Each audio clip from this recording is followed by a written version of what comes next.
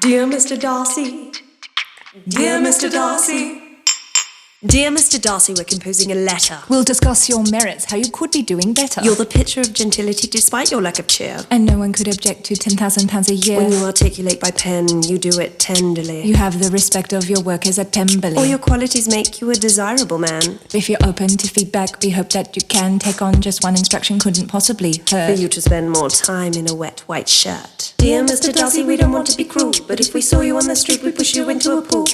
Dear Mr. Darcy, we don't mean to be curt, but we only want to see you in a wet white shirt. You pay off wretched weddings with stealth and bribery. And behind closed doors have an enormous library. You like your hands dirty and admire fine eyes. But only if they're brightened by exercise. You're rude, abrasive, and you don't enjoy balls. You forget the main point is not about his flaws. Let's give positive feedback. Let's take a look at his finest moment. It's not even in the book. We know you're not perfect. Let's agree on that. But your body's pretty close, not a skerrick of fat. You're critical, tyrannical, cynical, stuck up. But he's rich and not that sexist 1810, so shut up. We don't understand how you're keeping it so tight. We insist that what it's covered in is wet and white. Dear Mr. Darcy, we don't want to be mean, but the thought of you in dry clothes is just obscene. Dear Mr. Darcy, you're keeping it tight. We insist that what it's covered in is wet and white.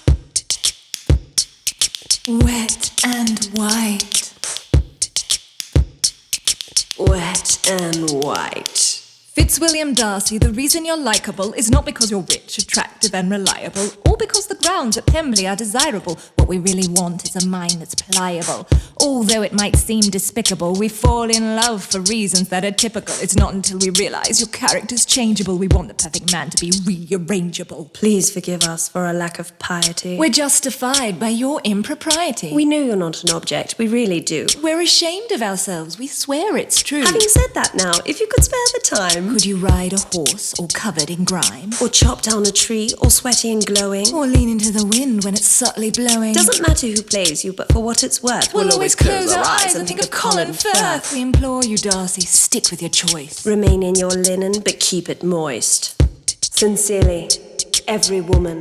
Ever.